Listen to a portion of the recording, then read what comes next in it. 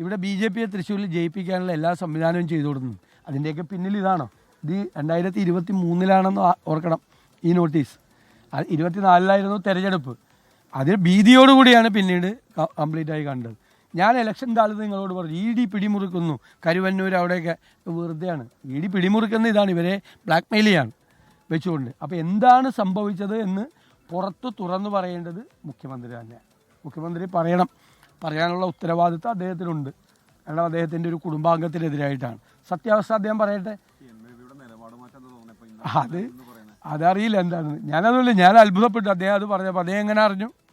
MA ബേബിക്ക് എന്താ party ED notice കൊടുക്കുമ്പോൾ CPM അഖിലേന്ത്യാ സെക്രട്ടറി കൂടി നോട്ടീസ് കൊടുക്കുമോ? മാത്രമല്ല 23 അദ്ദേഹം അഖിലേന്ത്യാ സെക്രട്ടറി അല്ല. പിന്നെ എന്തിനാണ് അദ്ദേഹം ഇറങ്ങിയതെന്ന് എനിക്കറിയില്ല. രണ്ടാമത്തെ വിഷയം, പ്രതിപക്ഷം എന്താണ് ശബരിമലയിലെ സ്വർണ്ണക്കവർച്ചയെക്കുറിച്ചും ദ്വാരപാലക ശില്പം ഒരു കോടീശ്വരന് വിറ്റതിനെക്കുറിച്ചും പറഞ്ഞത്. അതെല്ലാം ശരിവെക്കുന്നതാണ് ദേവസ്വം വിജിലൻസ് ഹൈക്കോടതിയിൽ കൊടുത്ത റിപ്പോർട്ട്. എന്താ പറഞ്ഞിരിക്കുന്നത്? 2019 ദേവസ്വം മാനുവൽ മുഴുവൻ ലംഘിച്ചുകൊണ്ട് വിലപിടിപ്പുള്ള വസ്തുക്കൾ മെയിൻ അറ്റകുറ്റപ്പണികൾ ചെയ്യണമെങ്കിൽ ശബരിമലയുടെ പ്രമൈസസിൽ തന്നെ വേണം എന്ന ദേവസ്വം മാനുവൽ ലംഘിച്ചുകൊണ്ടാണ് ഇത് ചെന്നൈയിലേക്ക് കൊടുത്തുവിട്ടത്. ചെന്നൈയിലേക്ക് പോയത് ഫേക്കായിട്ടുള്ളൊരു മോൾഡാണ്.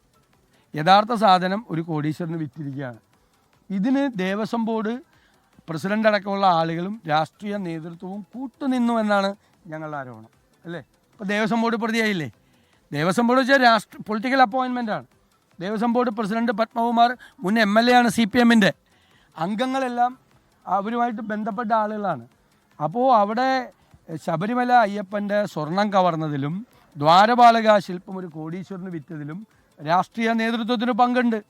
ഞങ്ങൾ കരുതുന്ന അന്നത്തെ ദേവസ്വം മന്ത്രിയായ കടകംപള്ളി സുരേന്ദ്രനെ അറിയാം. ലോകത്തെവിടെയായാലും ഏത് സമയത്തും 24 വാർത്തകളും ഓഗ്മെന്റഡ് റിയാലിറ്റി പാക്കേജുകളും എക്സ്പ്ലെയിനറുകളും വിശദമായി കാണാൻ ഞങ്ങളുടെ YouTube ചാനൽ നിങ്ങൾക്ക് സബ്സ്ക്രൈബ് ചെയ്യാം.